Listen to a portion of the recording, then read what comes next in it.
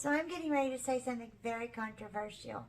You do not have to have your home look like a Hallmark movie or look like a flower garden has thrown up in it to be elegant. You also do not have to spend a ton of money to have elegance. You do not have to look like you live in a pumpkin patch to evoke the feelings of fall. Sometimes simple is absolutely beautiful and it's simply elegant. Hi, my name is Rebecca and welcome to my channel. I am going to put this series into a playlist, Elegant Gothic Fall.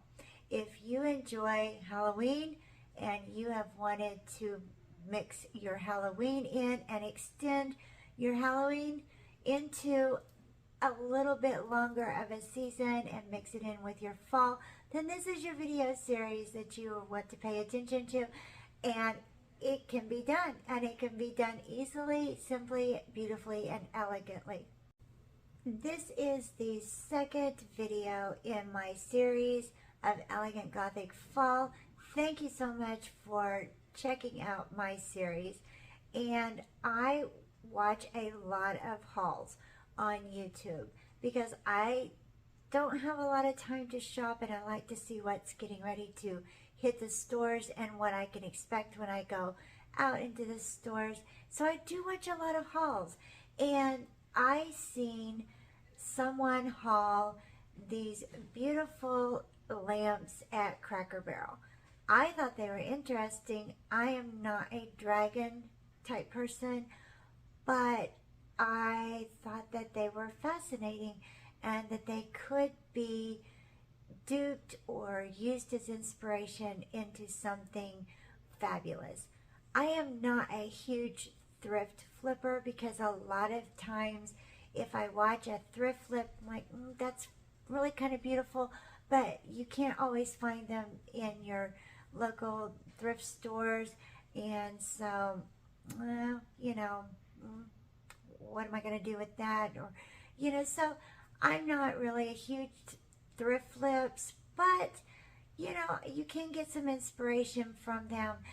But I did like this idea because floor lamps are a dime a dozen. You can go into any local thrift store and find a floor lamp at a very good bargain. So come craft with me. This is my Cracker Barrel lamp inspiration piece, and it is absolutely adorable. This is a lamp that I picked up at the thrift store. It had been a pineapple, but it was kind of broken, but the base was solid.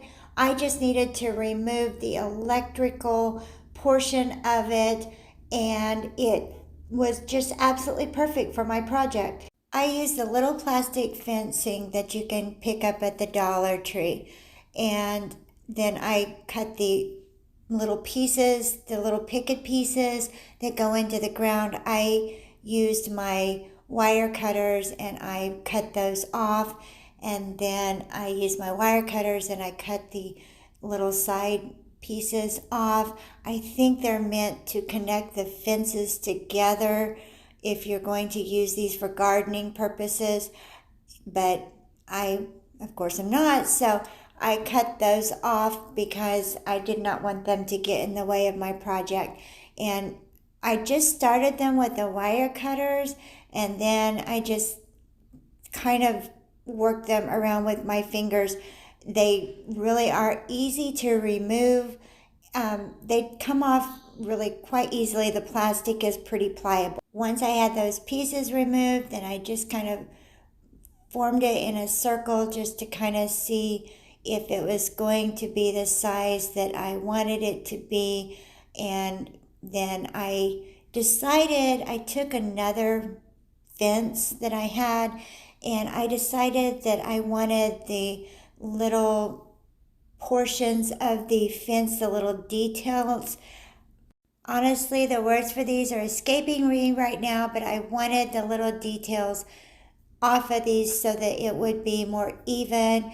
And I just cut those apart with my wire cutters, and then I used E6000 and some hot glue for a right now fix, and then I used a generous amount of the E6000. I did pick up the E6000 and I keep that on hand, but I keep it in black because I use a lot of black in my crafting, and so I just keep the black around.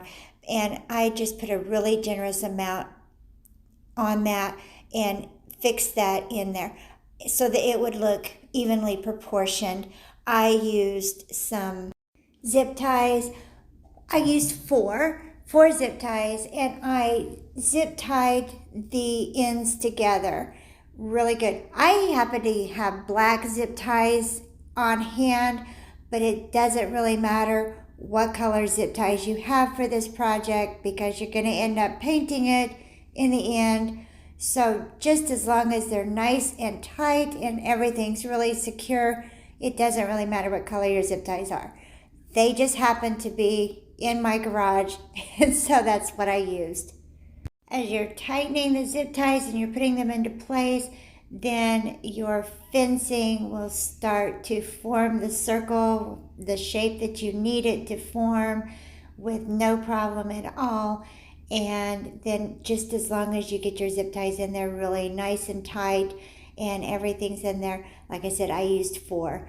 So you can shape this however you want. I use my little tin snips, my little wire cutters, and I cut them as close to the edge as I could. I picked up this charger at Dollar Tree. It's just a little plastic charger, and it was the perfect shape that I needed. I put some E6000 all along the edge of the fencing, the top of the fencing, and then I did go in with some hot glue along the edges that were going to touch the plate the most, and then there were like 4 corners that were going to touch the plate, for a right now hold, and that way I could get the project done.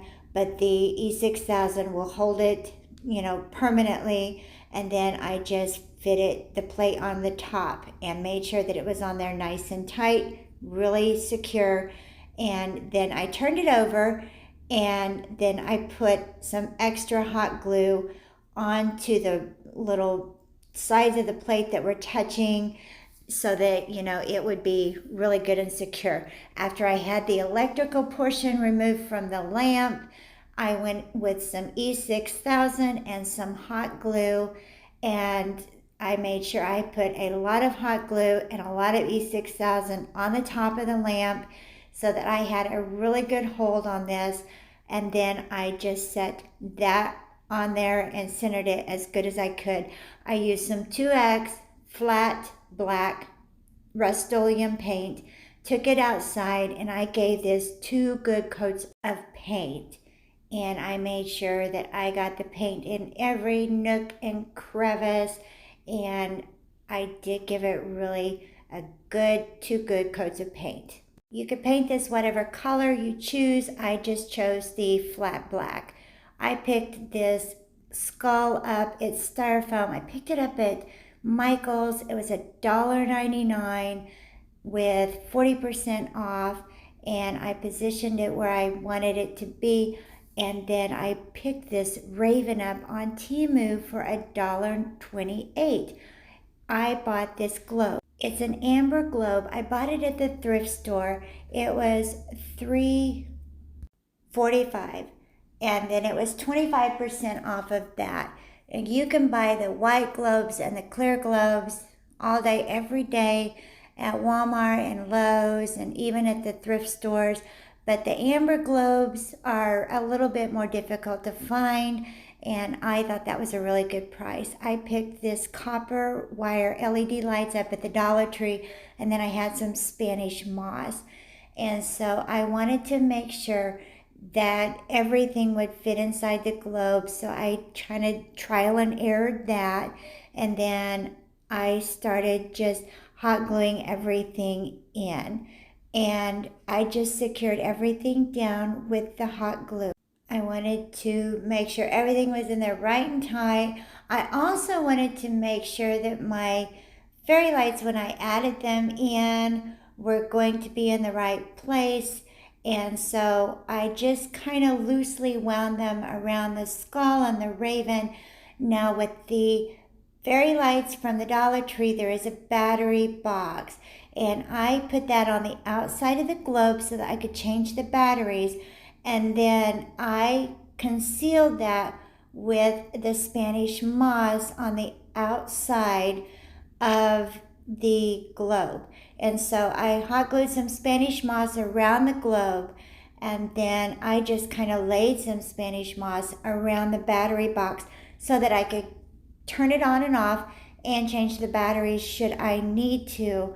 And then I could always change this out for different fairy lights, but they're $1.25 and it's a budget craft, and it's, going to be out for a couple of months, and I did not want to overspend, and I did not want to break the bank on this project. I am always crafting with what I have on hand. I know Amazon and Temu places sell fairy lights with remote control timers. That would probably be the way to go with this project, but that's not what I had on hand.